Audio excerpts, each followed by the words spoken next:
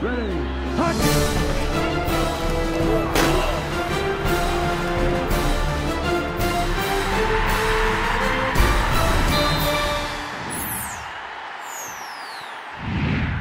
Thank you, Michael. Welcome, everyone. Recapping last week's game with Kansas, I was really excited overall the way our team performed in the second half. I thought, offensively we really played well all day. When you have 600 and some yards and all, the part that allows the team to hang around, we lost the turnover battle 3-0, and we had an interception that we had taken away because we lined up offsides and we forced a fumble we weren't able to recover. But offensively, having Ryan Broyles going in for the score on one, and then a couple other turnovers, it changes things a little bit. But again, I thought we really moved the football well, most of the day. Some guys offensively, in particular Ryan Broyles with a record-setting performance, 217 receiving yards, a school record, has 301 all-purpose yards on the night with 84 punt return yards. Sets the national record with 326 career receptions, and then sets a Big 12 TD reception record with 44 touchdown receptions, and he broke both those records on the one long ball down our sideline for the touchdown. So we're really proud of Ryan and just recognize what an exceptional player he continues to be, and just proud of the way he continues to play. Other guys on offense, some other guys up front really had great days. Again, Donald Stevenson and Lane Johnson really played well. And another game, again, with 0 sacks, well over 240, 50 yards rushing. So the guys up front did a nice job. Other guys, Gabe Eichert and Adam Shedd, other guys up front that really played well. Defensively, we hold them to 6 yards in the second half. In the first half, we had a couple of big plays on a 4th and 1. It kind of mishandled the snap. It kind of sucks everybody inside, thinking he's just going to try and go straight ahead with the ball, and just kind of shovels it outside. And they made a big play, but other than that, we settled down and played really well. Some guys that were noted for great games, Travis Lewis and Corey Nelson, both had really good games, along with a host of other guys. So anyway, it's another win, and I thought the kicking game, Patrick hit the ball well kicking off, but Michael Honeycutt again perfect on the night. Ryan Broyles 84 yards in returns. Our cover units were really good. Trey Millard again is one of our best special team players. Really had a great day in all the special teams. So anyway, it gets us now coming here back home with Texas Tech coming in.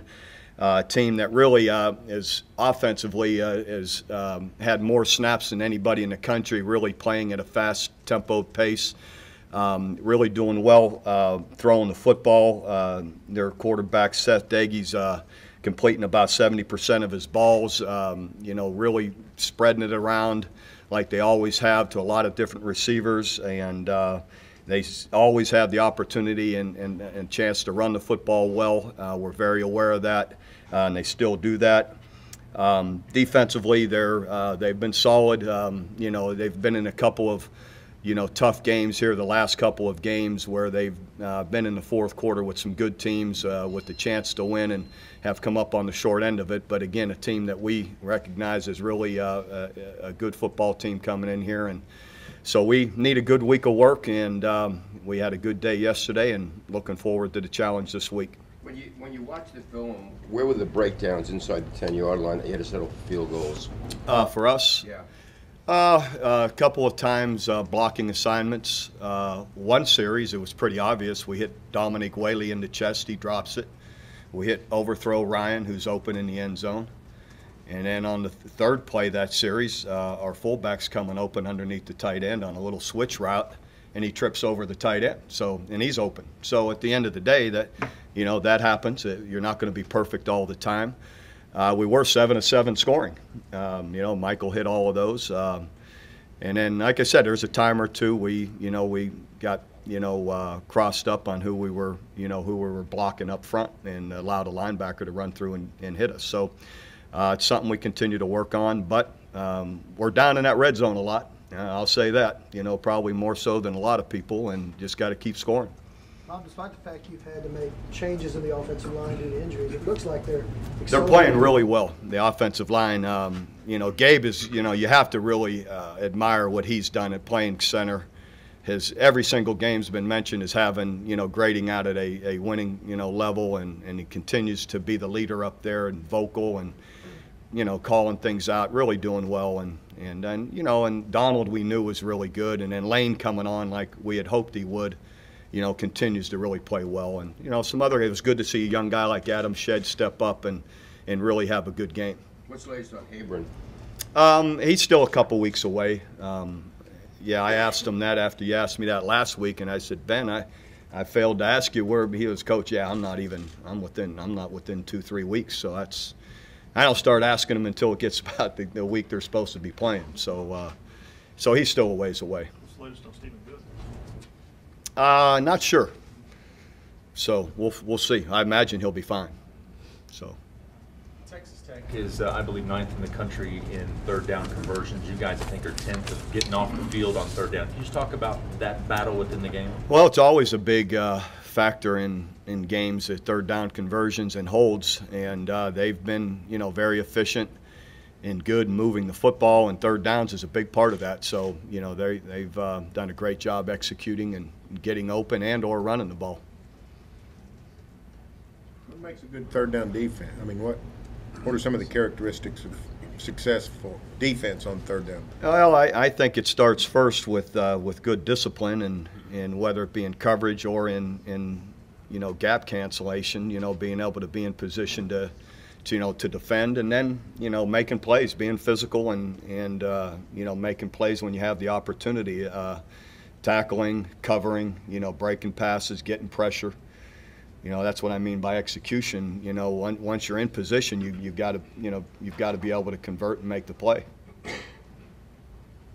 Is this defense more versatile? It seems like every game you line up in different alignments. Yeah, it is. There's a lot of players that can do a lot of different things, meaning we can get in and out of the 50 or a 40 front, real easily. Our guys understand it. We have the personnel to do it. We can play 4 DNs as opposed to, 2 and 2 inside, bigger D linemen. But those DNs in there aren't, they've got size to them too. So we can, we got different safeties that can come up or play back. So it is. It's it is one of the more versatile ones we've had. Bob, your kick coverage was really good on Saturday, as you mentioned. A couple of the guys said that they were disappointed the week before, and they made it really a mindset. You're pretty happy when your team kind of rallies like that? Sure. Here's the thing too. What they have to understand: we score a lot. So we cover more kicks probably than a lot, not most, but a lot of people, and it's a big part of the game. So, but and I think the other day too, it hurts you. The defensive scores, all of a sudden they're right back covering. They're not. It gets tough that way. The more defensive scores you have, because 8 out of 10 guys that get defensive guys are going down to cover the kick. So anyway, but it's something you have to keep working on, and we are. They seem to take as much pride in as they do in the position they play normally on defense or offense. Well, they should. I mean, that's what you want them to do. Is there something going on in football, Bob? More good kickoff returners, more good kickoff returns. The NFL moved the kickoff up this year, and still getting a bunch of kickoff returns for touchdowns. We're seeing records set. Fozzie Whitaker ran one Saturday, and Justin Gilbert's already set the OSU record. I think 2 things. I think, yes, it's the quality of returners. I think, and then also I think for sure in our league, it's for instance, our guy doesn't kick them out of the end zone much. So we score a lot, so there's a lot of opportunity there. Now, I look at some other teams, and they get touchbacks maybe 40% of the time. So they're in a little better shape. They don't have to cover as many. But I think the more opportunities, I think so in the NFL, everyone's talking too, there's more scoring. So there's more opportunity for returns. I think it's a law of percentages a little bit too. The more you're doing it, the more apt you're likely to get some of those things to happen. You're halfway through the season. What's your thoughts on this team right now? I think it's still a relatively young team that still has a lot of upside that we, as coaches, have got to keep pushing for. So, and I get a good feeling that the players, you know, have that mindset. They trust us that we know there's a lot more here we got to keep pushing to get and to improve on, and you know, so I think we will just overall play in all areas. I think needs to keep improving, and you know, hopefully it will. BCS rankings came out in the top 3, top 4 teams as of right now going to play, you know, against each other or whatever. How do you keep from focusing on, because a lot of media will ask you about it, we talk about in the newspaper, you and OSU and Alabama, LSU. How do you keep that from being a nuisance, or whether that becomes too much Just of a part of it? avoid you guys.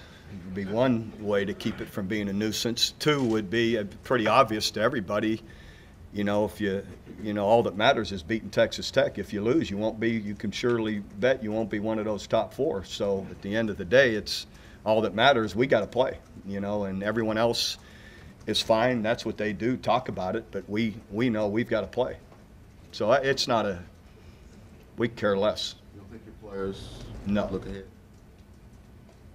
Why would they? I mean, look ahead to what? We don't have anything. We got to play Tech.